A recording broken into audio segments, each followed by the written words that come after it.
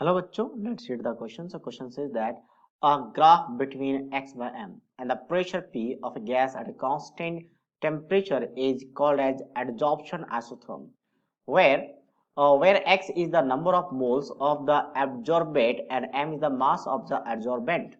Now, adsorptions isotherms of the different shape have been isothermally absorbed.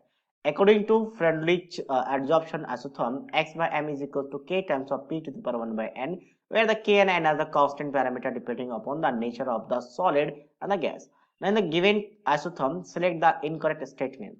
इस given isotherm के लिए हमें incorrect statement select करना है. सबसे पहले क्या है पे x by m is directly proportional to p to the power 1 by n along OP OA not OP OA O से लेकर A तक के बीच में. सो O से A के बीच में क्या होगा आपके पास, इसको फॉलो करेगा तो एग्जैक्टली सही है यहाँ तक, क्योंकि ऐसा था हम कब तक यहाँ पे एक्चुअल में O से लेकर C तक फॉलो करेगा ये, तो एग्जैक्टली ये सही है. बस एक कांस्टेंट पैरामीटर है तो उसको हटा सकते हैं और p to the power 1 by n रहेगा.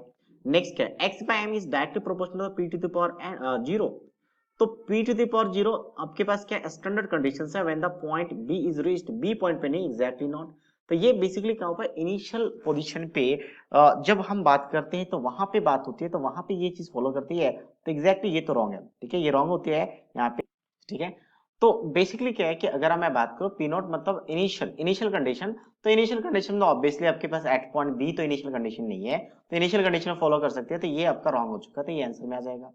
ये आपका करेक्ट था, ट्रू था, तो इसका ऐसा लिख दे, ट्रू और फॉल्स लिख देते हैं, ज्यादा बेटर रहेगा, अदरवाइज कंफ्यूजन हो सकता है. ये फॉल्स है, हमें फॉल्स ढूंढना था, इनकरेक्ट ढूंढना था. नेक्स्ट क्या है, x by m does not increase as rapidly with the pressure along the BC due to the less surface area available for the adsorption. B से लेकर C तक, यस एग्जैक्टली सही है. B से लेकर C तक देखो, ये यहाँ पे क्या एब्जॉर्प्शन शो कर रहा है कि कितना ज्यादा एब्जॉर्प्शन है, तो यहाँ तक कर बहुत ज्यादा सडनली इंक्रीज हुआ है. और B से C में देखोगे तो यहाँ पे आपके पास जो कंटेंट एक्सटेंट ऑफ ऑब्जर्वेशन वो बहुत कम है. तो एक्सटेंट ऑफ ऑब्जर्वेशन, क्योंकि एक बार जब एब्जॉर्प्शन हो जाएगा, क्योंकि इनिशियली क्या होता है, जैसे मान लो ये चौक है और इस चौक में एब्जॉर्प्शन चल रहा है गैस का, तो इनिशियली एब्जॉर्प्शन बहुत फास्ट रहेगा, और एक बार जब एब्जॉर्प्शन जब हो जाएगा तो सरफेस एरिया कम होता जाएगा, तो सरफेस एरिया कम होगा तो एब्जॉर्प्शन होना थोड़ा सा डिफिकल्ट होगा, तो रेट स्लो हो जाएगा, और एग्जैक्टली वही कर्व दिखाया गया है, तो यहाँ पे एग्जैक्टली वाला स्टेटमेंट कैसा है, ट्रू है.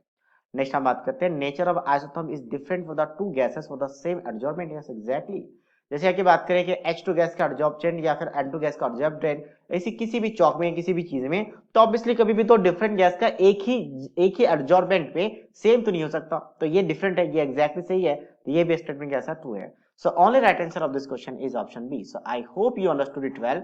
All the best.